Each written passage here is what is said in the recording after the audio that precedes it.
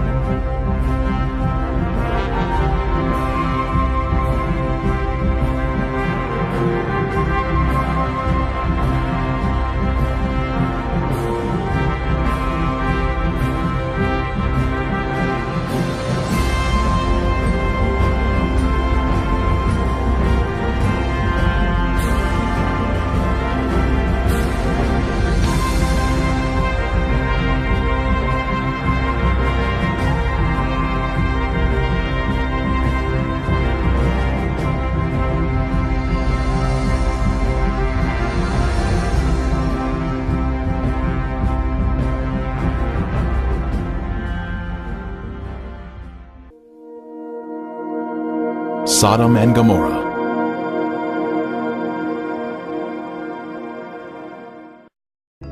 When the morning dawned, the angels urged Lot to hurry, saying, "Arise, take your wife and your 2 daughters, who are here, lest you be consumed in the punishment of the city." Lot, his wife and daughters, all fled from the terrible destruction of Sodom.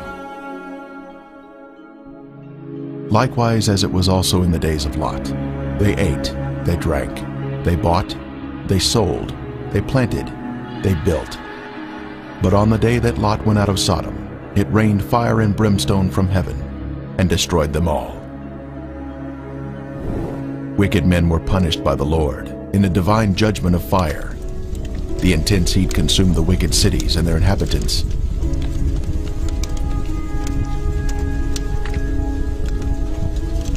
But Lot's wife looked back toward her beloved Sodom, violating the angel's command, and was thus turned into a pillar of salt.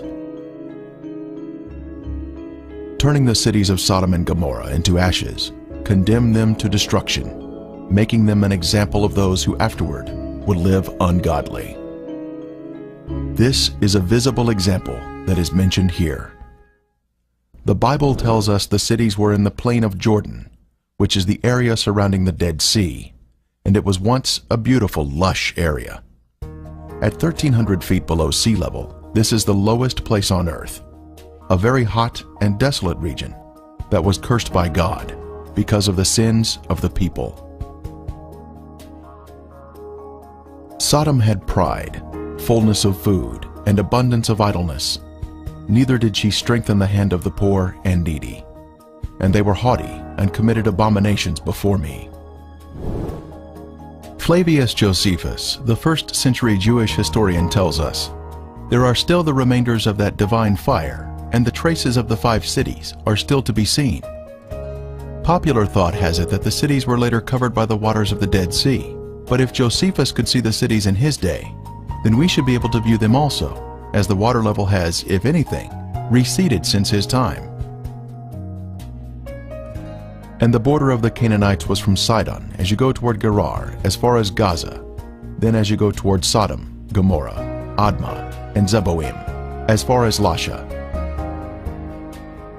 The biblical description tells us the cities were spread out, forming a line along the Canaanite border, not grouped together in one area, as some may think. Driving along the coastal highway of the Dead Sea in Israel, one can soon see peculiar formations that are of a lighter color than the surrounding terrain. These are the Ashen cities, destroyed by the wrath of God. These cities were consumed by intense flames, a supernatural heat that was directed by the hand of God. Today there is ash that is of lighter color than the surrounding mountains and terrain. As mentioned in the Bible, this is a desolate area where nothing grows.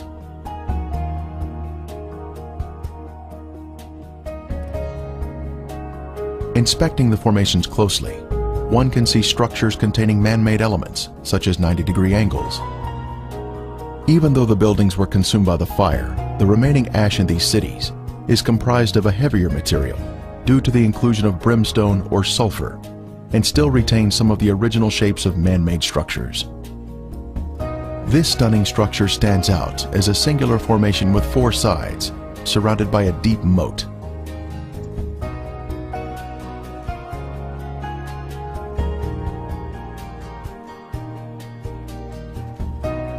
We move in closer to inspect the unusual features evident on the side of the formation.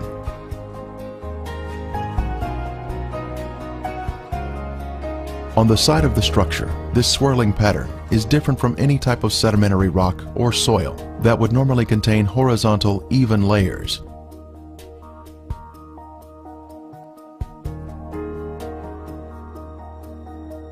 These swirling designs were also seen in other ashen formations in the cities.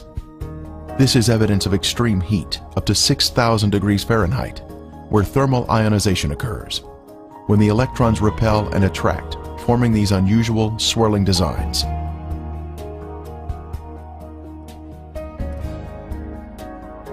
In Lot's day, this area was a swirling cauldron of death and destruction, rained down from the Lord in heaven.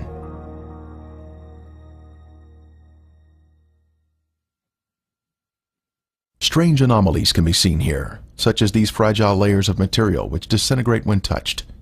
The limestone buildings in the cities of Sodom and Gomorrah were totally transformed into ash by the consuming fire of the Lord. Evidence of this destruction is revealed in the white gypsum anomalies in the area, including unusual shapes of chalk-like material, which is not found in other parts of the country.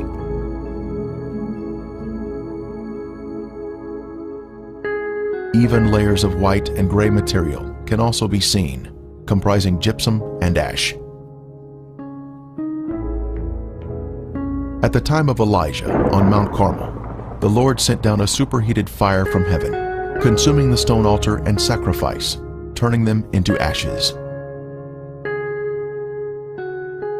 Then the fire of the Lord fell and consumed the burnt sacrifice, and the wood, and the stones, and the dust, and it licked up the water that was in the trench. We are also told, "For the Lord your God is a consuming fire, a jealous God." When God unleashes a consuming fire, it will turn stone into ashes. At the perimeter of this city, one can see this amazing Sphinx still standing today. It was a pagan symbol positioned at the edge of town and was thought to protect the inhabitants from harm. The Sphinx stands alone as a singular structure with a defined shape.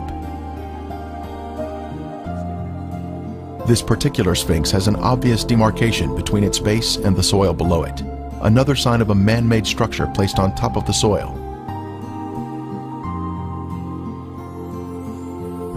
Later, we will see another Sphinx.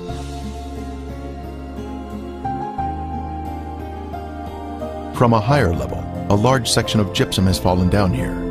It clearly exhibits the alternating layers of white ash that is calcium sulfate, gray ash that is calcium carbonate.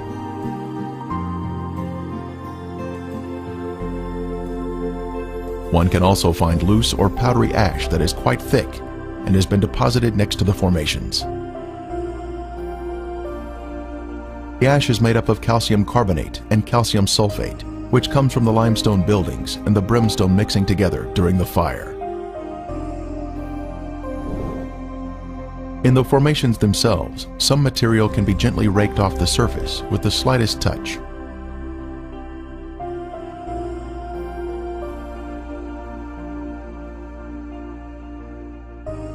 Looking down the city streets, one can notice man-made shapes which are not found in nature.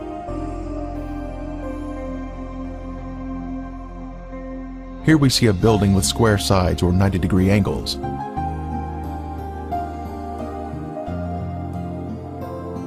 From the opposite side, we can see the same symmetrical structure and man-made angles.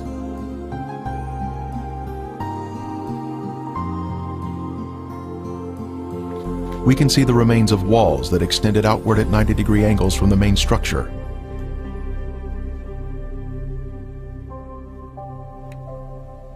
Once again, further evidence of man-made construction.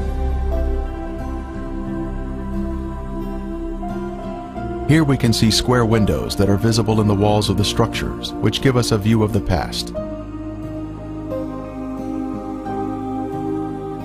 Scanning the city for signs of prior habitation, we can see in the foreground a tower of cylindrical design, positioned at the edge of the city. The remains have suffered greatly during 3,500 years of wind and rain erosion. Even still, there is the appearance here of streets and man-made structures.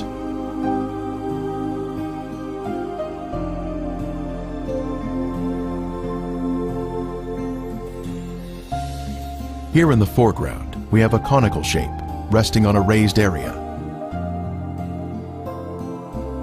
A short distance away, we see another similar shape.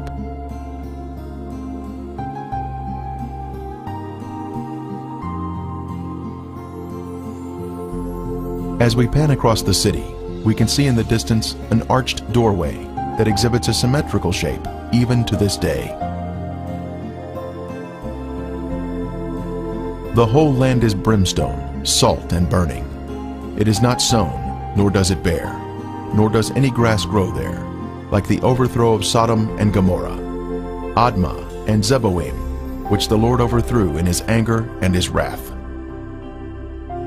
More anomalies are found in the cities. In this case, we have a large hardened clump of material that we broke open, revealing layers of previously heated material, including gypsum crystals, created by the combination of limestone and sulfur.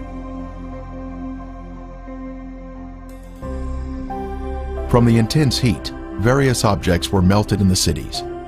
Here we have some material that was boiling on top, while the remainder of the substance pooled at the bottom, creating a solid base. A very unusual find here, but just another strange anomaly not found in other areas of the country.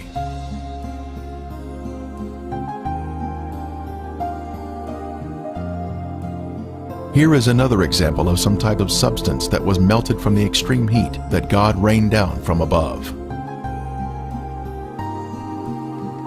Resting on the ground, we find an unusual layer of gypsum crystals.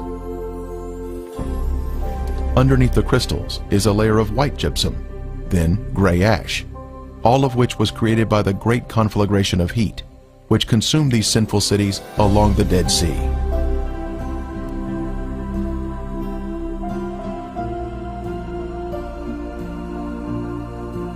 Once again, we find more gypsum, this time in a circular formation of crystals, all radiating outward.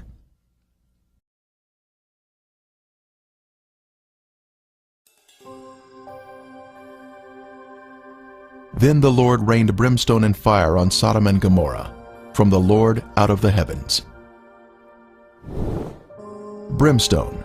Our first sample was found here, having been washed down from a higher location. This is the heavenly marker left behind, which proves the sites to be the real Sodom and Gomorrah. Ron Wyatt was the original discoverer of these cities in 1989, and he now describes the brimstone found here. Okay, we're down at Sodom and Gomorrah still.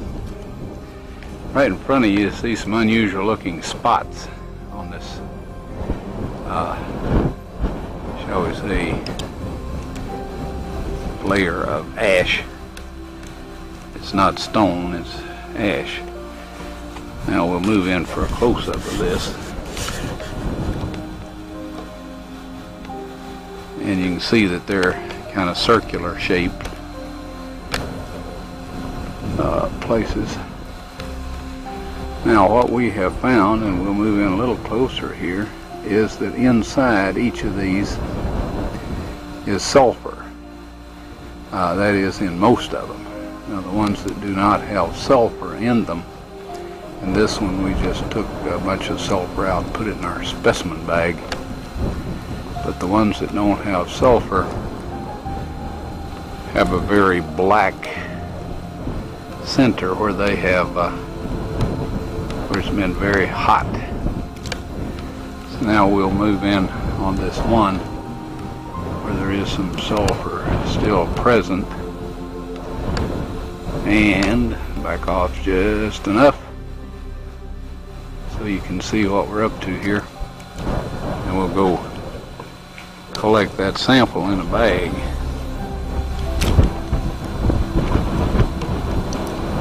Before I started using this knife, it was very, very sharp.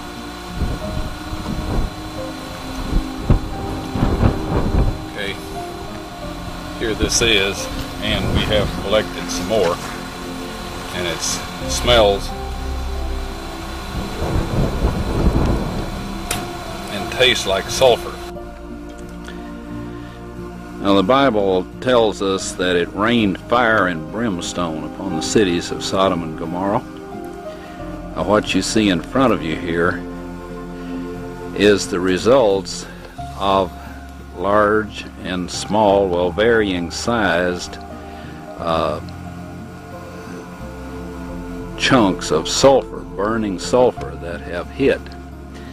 And what we find here is that God rained this burning sulfur down upon this city, and rain is a perfect description of it. It landed just in the pattern that rain would fall, and the stuff, of course, the accumulative heat of all of this upon the city set the entire thing ablaze. The flashpoint of every material there, metal, stone, of course the people, and everything burned, and this sulfur continued to burn, and it vitrified the material around it after it had burned it all up, sealed itself off from the oxygen, and then of course smothered itself out. And in each of these little crystalline capsules here is a varying size chunk of sulfur, and there are millions of these in these ashes that we have here. Now some of them we have cracked open so you can see the sulfur inside, and others we have left intact, but there are millions of these here. So this shows that God indeed rained fire and brimstone upon these cities. And if you look in your dictionary under brimstone, you'll find that it is sulfur. A piece of the brimstone from the cities was lit at night, and soon there was a beautiful blue flame produced by the burning sulfur. A very strong aroma of sulfur filled the air, and was overpowering if one directly breathed the fumes.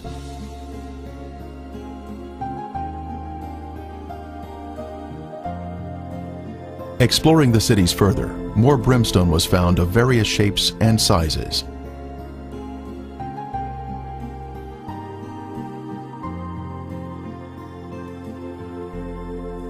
Several samples had been washed down to areas below and were added to our growing collection.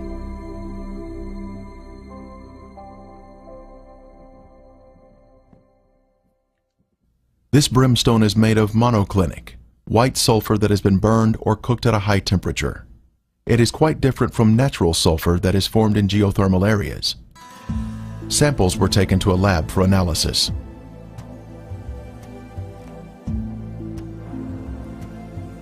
Each specimen was carefully separated and prepared for testing, with the outer portion cast aside.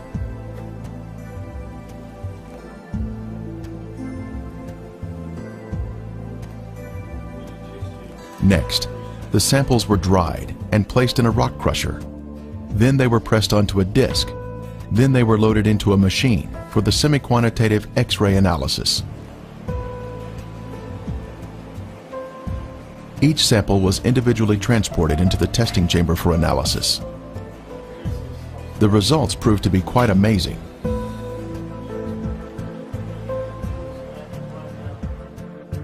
As the samples were found to be 98% pure sulfur, unlike any other sulfur found on Earth. This pure, cooked sulfur is the heavenly marker that was left behind to show the world that the Lord, without a doubt, destroyed these sinful cities at His command.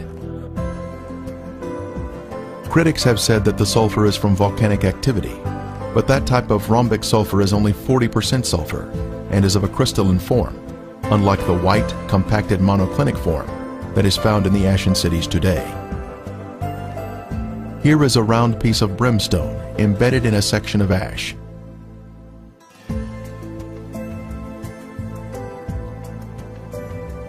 Another clump of ash contains a piece of brimstone that has a burn ring surrounding the unburned sulfur inside.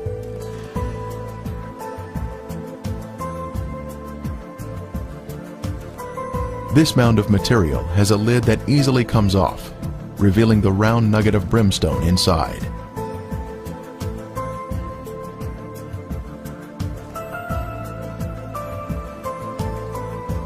As we gaze across the southern end of the Dead Sea, we can view the El Lisan Peninsula in Jordan. Apparently, the city of Gomorrah extended over to this peninsula in the days of Lot. One can find the same white formations in this area. Ashen formations are seen, including walls extending out at 90-degree angles. We can also see clumps of gypsum scattered on the ground, like this one here. Brimstone is also found in this area. Incredibly, a Byzantine-era church was constructed here, as noted on this sign, built here because the area was known for its biblical significance.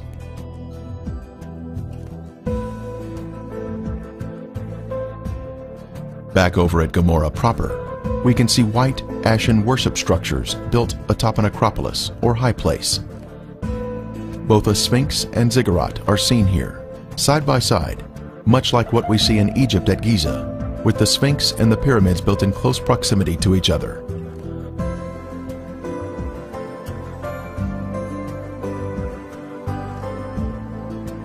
While inspecting Gomorrah, other visitors arrived to view the unusual formations.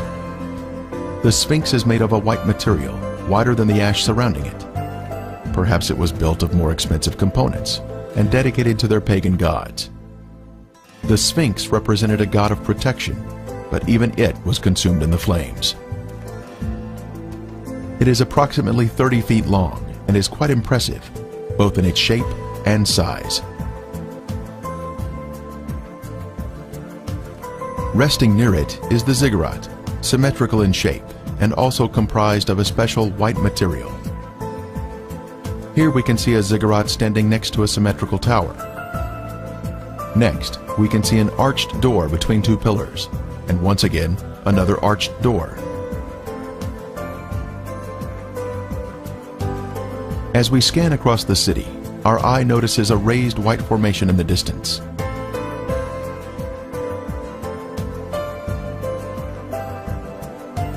As we near the formation, we can see it is in the shape of a ziggurat. It turns out there are actually two ziggurats on this raised acropolis.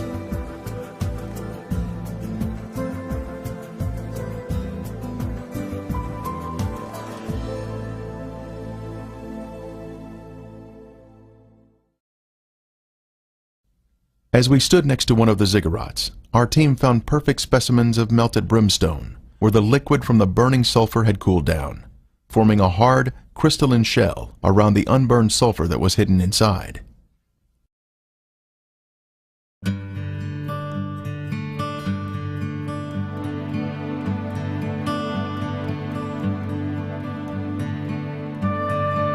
On the outside of the ziggurat, we spotted a piece of brimstone fused into the side of the formation.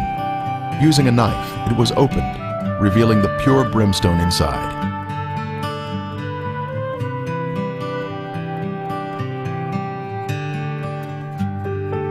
Resting on a ledge of the ziggurat, we see another sample of brimstone that was opened with a knife, once again revealing the pure sulfur inside.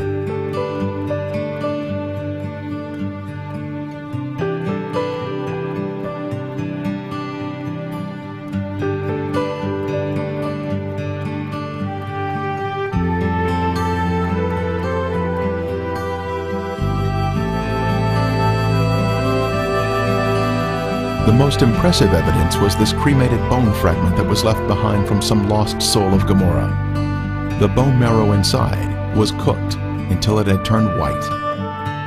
This is a moving testimony of God's power to destroy those who reject the Holy Spirit.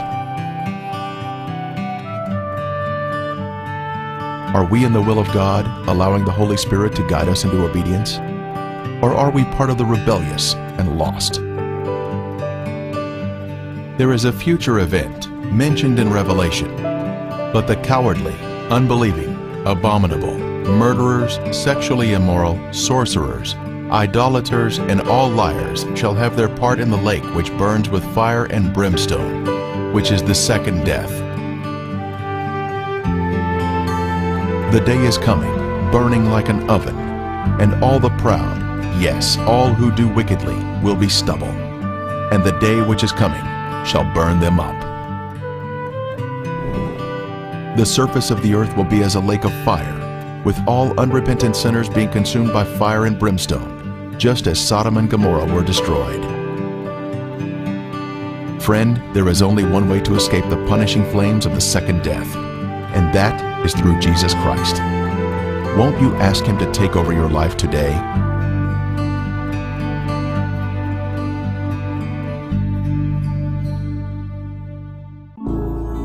Revealing God's treasure.